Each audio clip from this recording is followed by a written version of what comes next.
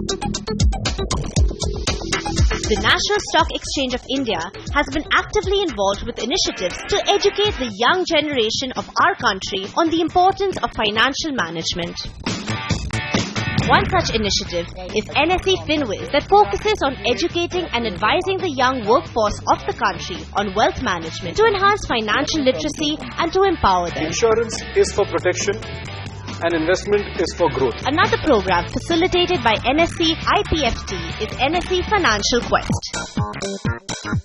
This inter-school financial quiz contest goes an extra mile by educating the young students on fundamentals of finance. On the buzzer, what is this? It's the formula for the simple interest. Simple interest is the right answer. Under the NSE Financial Quest Base Camps banner, the program engages students around the year through workshops on various topics, projects, interactive videos and quizzes. DiCaprio is bouncing checks of Pan Am. Plus 75 Plus 75. To facilitate these two programs, NSE along with CNBC TV18 has travelled across the country to bridge the wide knowledge gap in terms of finance. In this episode of NSE FinWiz, we are all set to achieve our objectives once again by gauging young professionals in a new city. Tech Mahindra Limited is an Indian multinational provider of information technology, networking technology solutions and business process outsourcing to the telecommunications industry and is headquartered in Pune, Maharashtra. The company has presence in more than 51 countries and over 600 clients.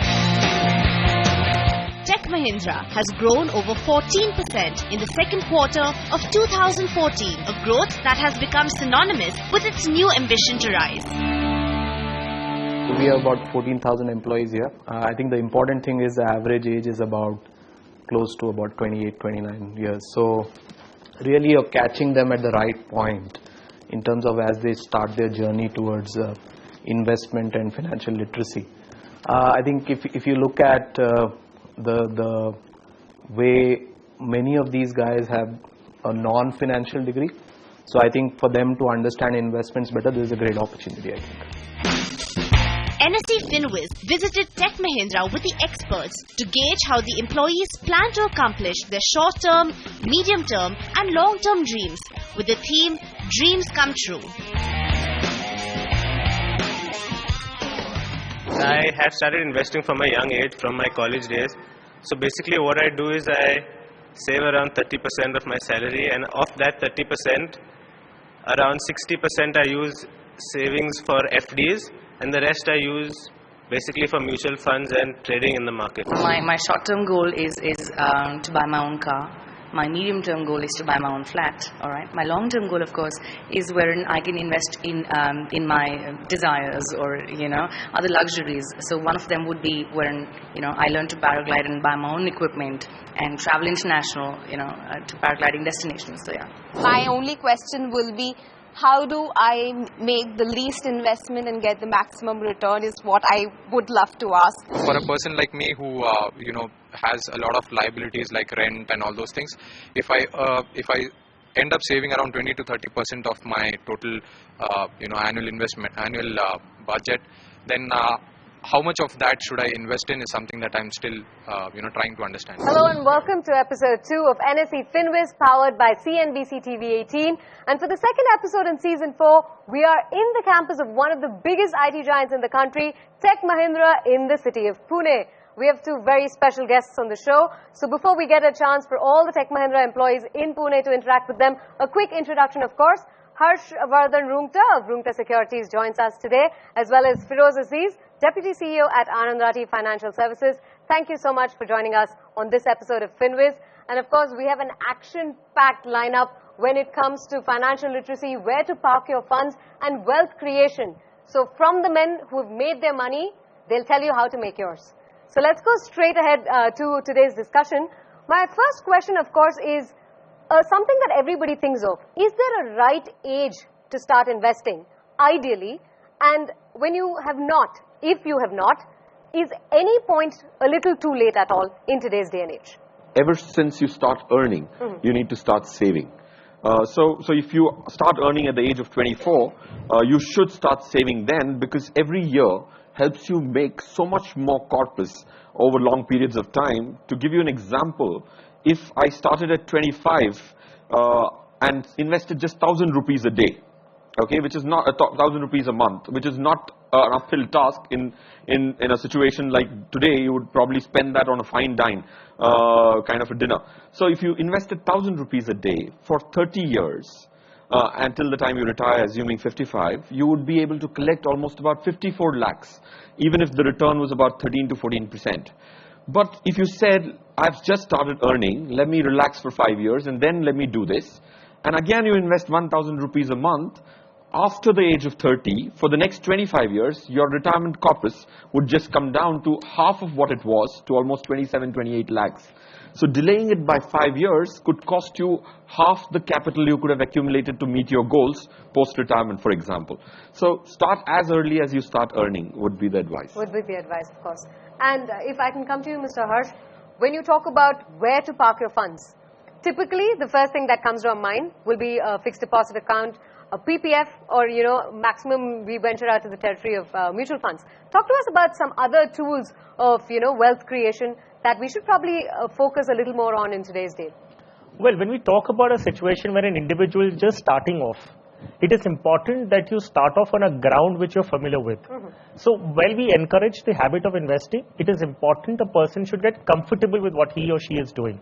So the first step would be start with a smaller thing, could be a recurring deposit for that matter. Because the idea or the objective is not to generate higher returns or to maximize wealth creation. It is to get into the discipline of saving. Sure. The moment you get into the discipline, what it means is you've received certain amount as your salary income, out of which you've set aside certain amount of money. So now you also got into the expense management. Whatever you're left with, you will start getting used to managing your expenses within that amount.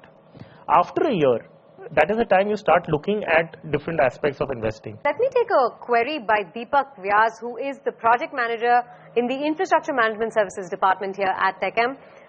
Very quickly, Feroz, what he wants is to have a good retirement eventually. That's his long-term dream. The amount he wants to accumulate is 1.25 crores. On a monthly basis, he can set aside 15 to 20,000 rupees, and he wants to get to 1.25 crores in the next 10 years. So is there a nice, method for him to park his funds to actually achieve this goal of his? See, if you actually want a corpus of 1.25 crores after 10 years, what is the monthly disposable income you will have to set aside? I think like 15 to 20,000 is little on the lower side. If you look at a 14% interest, you will need about 30 to 32,000 rupees to get to 1.25 crore. It is not too far. If it's as your salaries progress, if you increase your savings by 10% every year, I think you will be able to get to 1.25 crore, for which a large portion of your money, which is 70 to 75%, will have to be in equity. Otherwise, you will not be able to achieve a 13-14% return. Fair enough. Now, if I can ask you, Harshvardhan, to actually talk about a retirement corpus. Here we have Sachin Pawar, who's a senior network engineer in the network operations department, who's technically not saving too much right now in the 1,000 to 2,000 range. But when you talk about eventually parking all of it, he doesn't need liquid assets at the moment, but is looking at saving for a retirement fund at the end of the day. So how should he go about investing? Sachin Pawar? Sachin, you're currently 26 years of age and you believe that you're not saving enough. Simple thing that you can do, you're 26, you have age to your side, because you can use time to accumulate and compound your money. So what becomes easy for you is that even a small amount of money that you set aside can become a large amount tomorrow. So we've seen that example of 1,000 rupees that you start setting aside today at 14% will become 54 lakhs after 30 years. So in case you want to accumulate a corpus of probably 2 crores, all you need to do is put 4,000 rupees a month. Okay, very clearly you have to understand, if you have 30 years to your side, you will definitely not put money into debt products. You will not put into recurring deposits. You will not put into any investment that does not give you double figure returns. Whereas you have another option, which is you can buy into businesses. You can become a partner into large business houses of the country. Because if the business grows, your wealth is going to grow.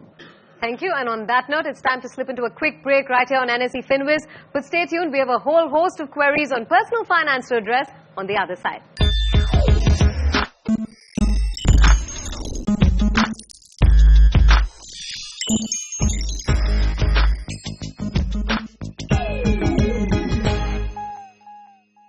Welcome back to NSE FinWiz, powered by CNBC TV 18, and I'm in conversation with Feroz Aziz and Harshvardhan Rungta. Thank you so much for talking to us. Now let's shift focus to our core topic of this episode, which is mutual funds. Now, the first thing that everybody wants to know is, given the plethora of choices out there, how exactly do you look at mutual funds when you talk about investing in them? So, let's look at it from the top. Just take it very simple. There would be many options available in the market. Okay, there would be many sub-options available. The question is, you have to learn how to cut the noise out. Okay, so you start with yourself. What do I want my money to do? In simple words. So that is where your goal setting will start. I need money after 3 years. I need money after 10 years. I need money after 30 years. I need money for X, Y, Z reasons. So that's where you start with. The second question is, where do I park my money so that I get it after 3 years, I get it after 10 years, and I get it after 30 years? The third question is, how do I maximize my returns? So wherever I am going to invest, where could I get the best returns that is available in the market? A quick show of hands, how many of us have actually invested in mutual funds? And how many of us directly invest in equity markets? Feroz, if you could look at the show of hands, it's fairly equal. We're seeing, pretty much the same number investing either directly or, via mutual funds. What method or route would you suggest? See, I very strongly suggest a professional manager. That's a mutual fund platform. And this learning is derived out of analyzing several large clients' portfolios on the direct equity side, do-it-yourself strategy or outsource it strategy. This is a little dated, but till last month, 1 year back, we had analyzed about 832 portfolios for the last year and a half. That is the total corpus of almost about 7,000 crores. The portfolios out of these 832, how many of them were able to take the task upon themselves and do better than a mutual fund, is what the analysis was all about. There were not more than 8%, 8.3% of these people, 832 people, were able to beat a mutual fund. So 92% of the people think that they are beating a mutual fund. If they would have outsourced this task, they would have been better. But there are still 8% of the people who did better than a mutual fund, right? What is my probability that I will fall in that 8% is the question you have to ask yourself. Fair enough. Now I think it's time to take certain queries. Can I have Chandra Prakash Pant, the project manager in the BT04 department, please? I have invested in a mutual fund in SIP manner, and after a few years I monitored that and it started performing well, and I've stopped at SIP and moved to another one. So what I should do with the funds already invested in that particular mutual fund? So there are two things. One is what the scheme has given a return and how much return have you got. Because when the scheme announces its returns, that the returns that it has generated over a period of time, it takes point to point. Whereas you have invested on a monthly basis over a period of time. So your cost of averaging will be different and the scheme's NAV will be showing different thing. Nevertheless, if the scheme is not performing well, you certainly have to move to another one.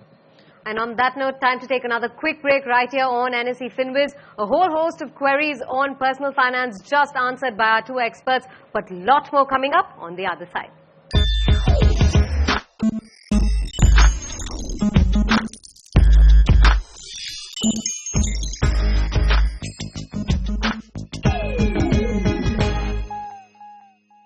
It's a pleasure to have you back here on episode 2 of NSE FinWiz, powered by CNBC TV 18. We're in conversation with Feroz Aziz and Harshvardhan Rungta, and it's now time for all the employees of Tech Mahindra in Pune to ask our experts their queries on personal finance. I have an ongoing home loan account, which is an overdraft account. So my question is whether I should keep on putting my extra funds in that overdraft account to close my home loan earlier, or it's better to invest in some mutual funds and later on after like 3 to 4 years withdrawing those amount and investing, putting it in the home loan account? Firoz, I request you to take that. Yeah, I would strongly believe that over the long run, because home loan is not a short 10-year loan. It's a longish kind of a loan, 10 years, 15 years, 30 years. So I would always suggest that you would use your overdraft limit, because in a falling interest rate situation, your cost of borrowing is going to further come down, which it would have over the last 1 year. So you will at least have a differential 4-5% return if you actually use that money to enter into equity. What would not make too much sense is borrow that money and invest into debt funds. Then you would actually be losing out. So if your equity portion is not large enough over a period, I think you should use this overdraft limit to actually invest in equity mutual funds. Over long periods of time, you would be able to have a large portion after having paid up the interest to your kitty for the extra risk you're taking by investing in the borrowed capital. Some of us probably have about 10 to 15 years to get to retirement. So this is more a kind of a structural question. So let's say 50,000 rupees a month, on an incremental basis, 10 years investment horizon, okay, and expecting a corpus of 1 crore out of this investment. Given where the interest rate scenario is and given all the positives about India as an economy, what would be the spread of this 50,000 that you will recommend in terms of, let's say, debt, equity, and any other form, and still not be too worried that we are getting into some form of high-risk investments? So, when you talk about investing for a period of 10 to 15 years with an investment amount of 50,000 to begin with and incremental as your income goes up, there is a portfolio that you need to create which is equity heavy. What do I mean by equity heavy is that you could have anywhere upward of 70 to 75% into equities. So it could be 75 to 80% on equities and a 20% into debt. Now, what will that help you with? One is definitely a situation wherein, equities are obviously you have a 10 to 15 year time horizon to your side. So you're going to look at growth from the equity component. When you look at debt on the other side and a reducing interest rate scenario, there is some kind of capital gains you're able to make even on that side of the product, besides it giving you a coupon payment. So there are two ways a debt fund earns money. One is the interest or the coupon payments that it receives, and the other is the capital gains. So you're able to capture both of these. This is a very novice stage for me where, I just have an insurance plan that has been taken by my father about 5 years back, and I started a PPF for myself. Looking at a mid-term or a long-term goal, I would definitely want to have a lavish house for myself like everybody dreams about. But looking at a short-term goal, maybe in a year or two, I am planning to have a very lavish marriage for myself. So yes, this does sound funny, but this is a dream that I actually have. So what would you suggest for my short-term as well as my long-term goal? How do I go about my investments? Step in on that, please. Yeah, sure. I think like generally individuals will have short-term and the long-term goals. The big Indian fat wedding is a very, very important goal for we Indians. I think that's a very important milestone in one's life. So if it's a short-term objective, I think you will have to bring down your spending. Because taking risks, undue risks, which will actually support your marriage expense would not be a wise thing to do. Reducing your expense and quenching your thirst for expense today to have a good wedding is more important. That's point one. Point two, I think for a wedding in a couple of years, you should look at a large portion in debt, which should at least be 70 to 80% in debt. Still 20-30 can go into equity because your age is on your side. So even if things don't work out, you would probably borrow for your wedding on a personal loan and leave the equities untouched. So that's from a short-term goal perspective. From a long-term house, I think at least in our opinion, as Anand Rathi, we have a very negative view on real estate. So by the time you accumulate wealth, I think buying homes is going to be a lot cheaper than what it is today. Thank you for that question. A crash course in mutual funds and portfolio management with Firoz Aziz and Harshvardhan Rungta. But on that note, we're absolutely timed out on this episode of NSE FinWiz. Thanks for watching.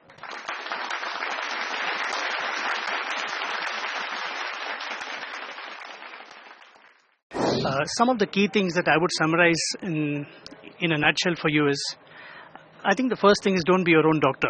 There are experts who do their work well, and I think we must seek expert advice at the right time.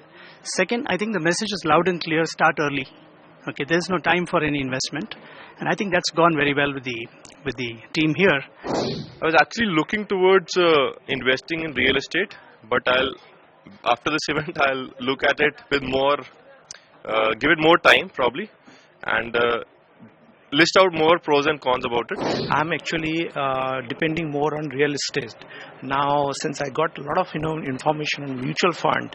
So I'll definitely divert to some of my fund towards this instrument. This week's viewer question is, which fund offers no storage costs, no insurance premiums, and is completely exempt from wealth tax? Is it gold exchange traded funds or gold ETFs, debt funds, or hybrid funds?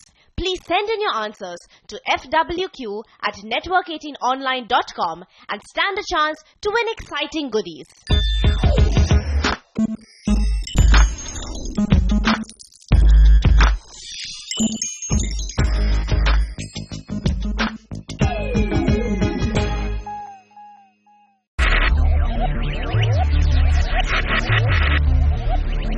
Focus, ideate, innovate, enable.